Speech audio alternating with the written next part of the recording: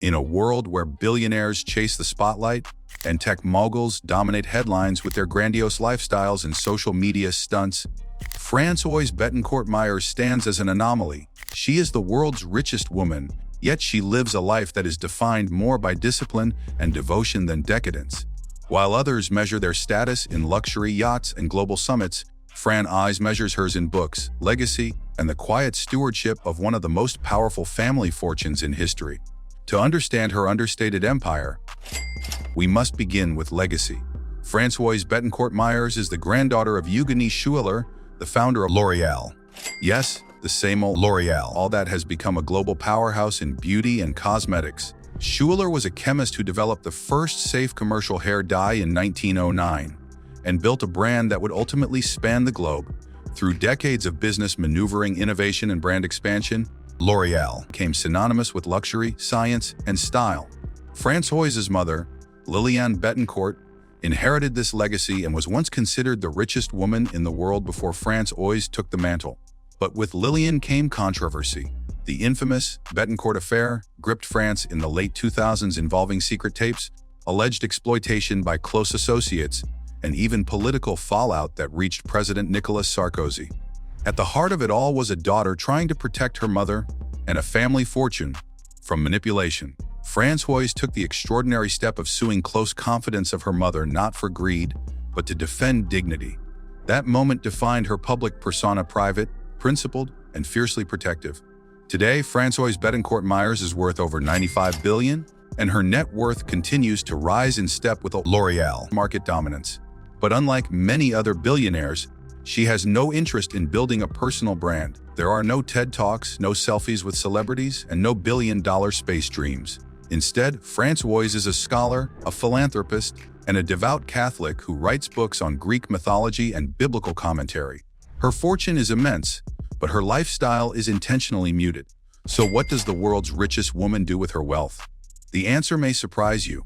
Françoise lives in a discreet, elegant home in Neuilly-sur-Seine, an affluent suburb just outside of Paris.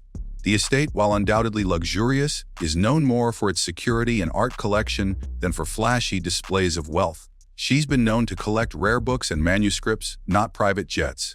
Her home is filled with floor-to-ceiling bookshelves, classical sculptures, and quiet spaces for reflection and study. Her day-to-day life is shaped more by intellectual curiosity than corporate boardrooms. Françoise is a prolific writer in her own right. She's authored several deeply researched books, including a massive 5-volume study of the Bible and a treatise on Jewish-Christian relations. This scholarly bent isn't new. It runs in her family. She reportedly spends hours each day reading, researching, and writing. It's a daily rhythm more akin to a university professor than the heir to a multi-billion-dollar empire. But make no mistake, Françoise is no passive beneficiary of her wealth. She serves as chairwoman of the family holding company, Tethys, and sits on the board of L'Oréal, where she holds a controlling stake. While she rarely speaks publicly about corporate matters, her influence is undeniable. When L'Oréal moves into a new market, makes an acquisition, or announces a strategic shift, Françoise is in the loop. Her guiding principle, according to insiders, is stewardship over spotlight. She believes her role is to preserve and guide the company, not to dominate headlines. One of the most significant areas where her influence has quietly reshaped L'Oréal is its pivot towards sustainability. Under her watch, the company has doubled down on eco-friendly packaging, clean beauty products, and climate commitments. These changes aren't just PR stunts. They're long-term initiatives that aim to secure L'Oréal's relevance in a rapidly evolving consumer landscape. And while Françoise may not speak at climate conferences or campaign on social media, her corporate strategies speak louder than words. Her philanthropic efforts are equally profound and discreet. Through the Bettencourt Schueller Foundation, Françoise directs hundreds of millions of euros towards scientific research, arts, and humanitarian causes. The foundation funds brain research, genetics, neuroscience, and public health initiatives. It supports young musicians, emerging scientists, and museum preservation projects across France. One of the largest contributions in recent memory was her pledge of $200 million to help rebuild Notre Dame Cathedral after the devastating fire in 2019, a move that signaled both national loyalty and deep personal faith. Religion is a central pillar of Françoise's life. Despite being born into one of the most secular nations in the world, she has remained publicly devout. Her theological works aren't mere vanity projects. They reflect a life immersed in spirituality and scholarship. Her work on Jewish-Christian relations came at a time of growing tension and was praised for its nuance and empathy. In fact, Françoise once said that her greatest ambition isn't to be remembered as a businesswoman, but as someone who helped bridge cultural and spiritual divides. It's this balance of intellect, faith, and financial stewardship that makes Françoise Bettencourt Meyers such a compelling and mysterious figure. She operates in a rarefied world but rarely makes waves. She commands one of the largest fortunes on earth, but lives without ostentation. In an era where visibility is often mistaken for value, she reminds us that real power can be quiet, and that legacy is sometimes best protected from the spotlight. In France, she is both revered and resented. On one hand, she represents old money, generational wealth that some critics argue is out of step with modern egalitarian ideals. On the other hand, she is deeply respected for never exploiting her wealth for vanity or power. Unlike other dynastic heirs who crash and burn under the weight of inheritance, Françoise has proven to be a stable, thoughtful guardian of her family's legacy.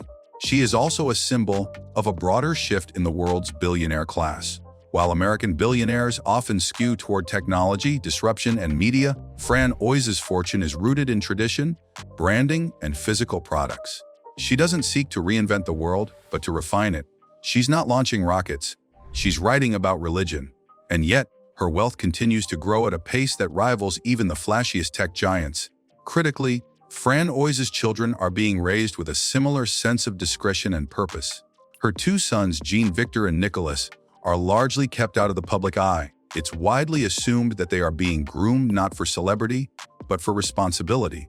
In an age where the children of billionaires often chase viral fame, Françoise's family has chosen a quieter path, one steeped in education, cultural heritage, and public service. And as the global economic landscape continues to evolve, Françoise's position becomes more intriguing. She is the anchor of a European empire in a world increasingly dominated by Silicon Valley and venture capital. While others bet on crypto, AI, and NFTs, she continues to invest in beauty, science, and sustainability. She has turned a family inheritance into a modern blueprint for long-term stewardship. Perhaps that's why Françoise Bettencourt Meyers doesn't need a social media platform or a streaming deal to be relevant. She's already shaping the world. One product, one donation, one book at a time. And she's doing it in a way that few billionaires even attempt, with humility, intellect, and a sense of duty that transcends her bank account. In the end, the story of Françoise Bettencourt Meyers isn't just about money, it's about discipline, devotion, and the enduring power of legacy. She's proof that wealth doesn't have to be loud to be powerful, that influence doesn't have to come with ego, and that in a world of noise, sometimes silence is the strongest statement of all.